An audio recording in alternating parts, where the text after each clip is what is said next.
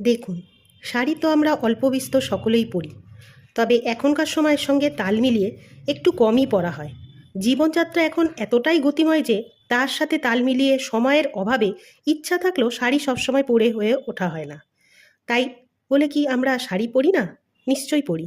কিন্তু শাড়ি শুধু পরলেই তো হবে না, আমাদের বাংলার শাড়ির ঐতিহ্য সম্পর্কে দু চার কথা জেনে রাখাও ভালো। চলুন তবে আজ বাংলার বেশি নয়, দু চারটে শাড়ি সম্পর্কে কিছু কথা জানার চেষ্টা করি। প্রথমে আসা যাক তাঁত। এর উৎপত্তি পশ্চিমবঙ্গের নদিয়া, মুর্শিদাবাদ, বীরভূম ও হুগলি।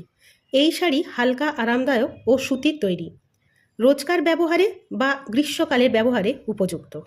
এবার আসা যাক ধনেখালি তাঁতে। হুগলির ধনেখালি অঞ্চলের বৈশিষ্ট্য এই শাড়ি।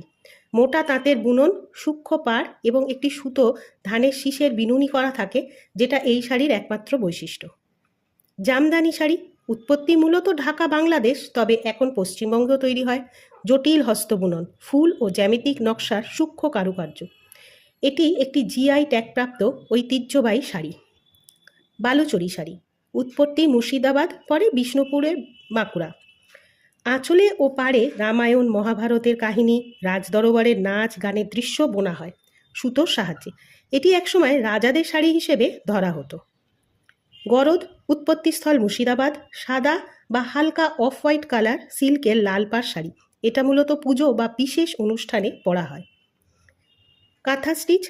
এই শাড়ির উৎপত্তি বীরভূম, বোলপুর, শান্তিনিকেতন। সিল্ক বা সুতির শাড়ির ওপর সূক্ষ্ম সুতো দিয়ে নানা ডিজাইন তৈরি করা হয় এই শাড়ি। এটি বাংলার নারীদের সৃজনশীলতার নিদর্শন।